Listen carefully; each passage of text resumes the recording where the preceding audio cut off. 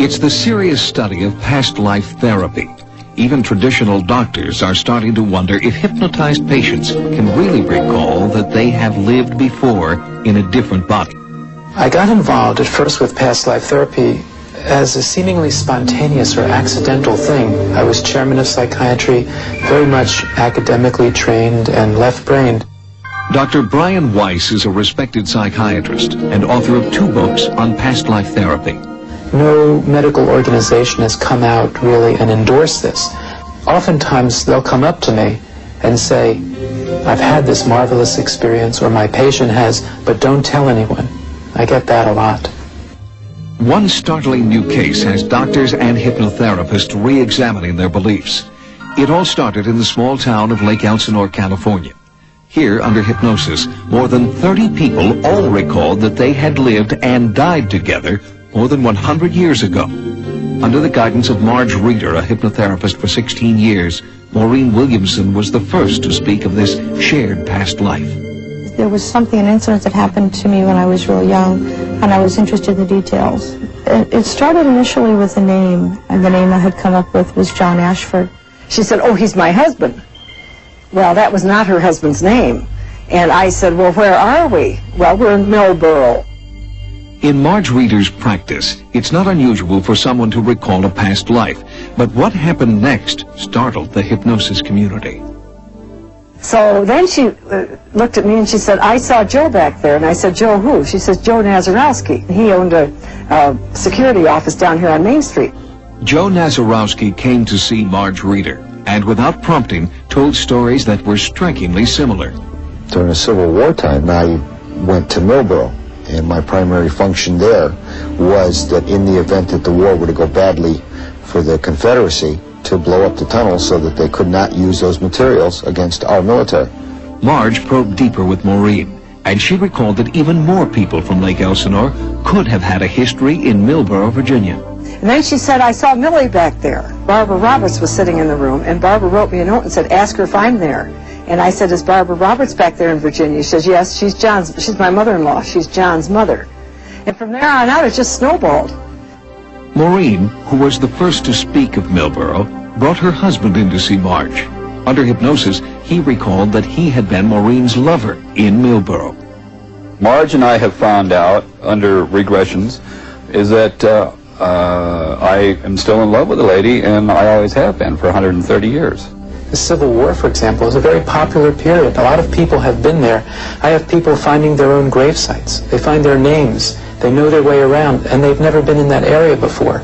So this is extremely possible, probable, and I applaud this research. This is the type of thing that more people should have the courage to do.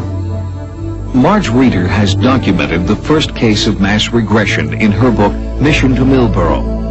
As amazing as these stories are, skeptics argue that Marge was somehow influencing her patients unconsciously.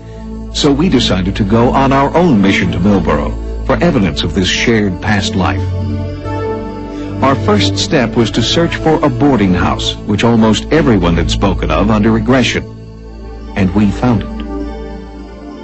My boarding house didn't have that much to do with the Civil War, because I had the regular boarders, and I fed a lot of people, and I baked a lot of bread. Under regression, nearly everyone recalled a graveyard where Maureen, as Becky Ashford, was buried. Just outside of town, we found a family plot.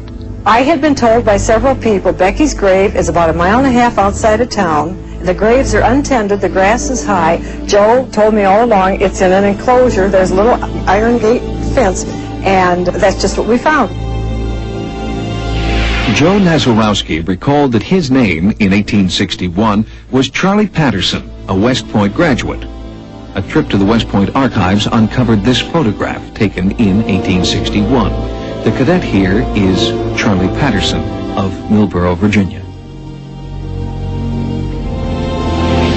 Joe also recalled a tunnel that he was supposed to blow up during the Civil War.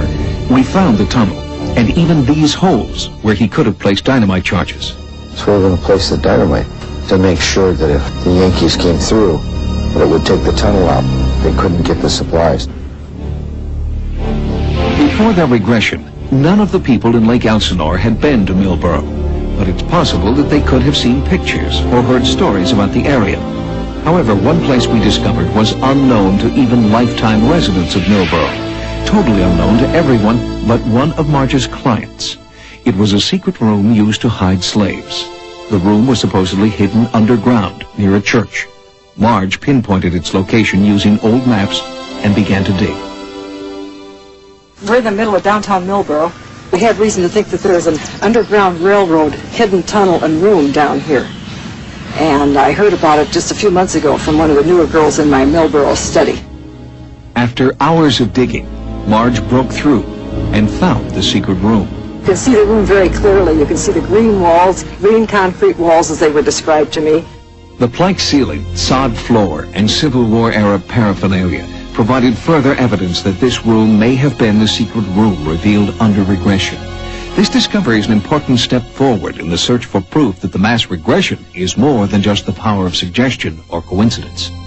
In my practice as a psychiatrist, doing past life regression work, I focus primarily on therapy, on healing. The other level, which Marge is doing, is extremely important also. It's proof that this is real.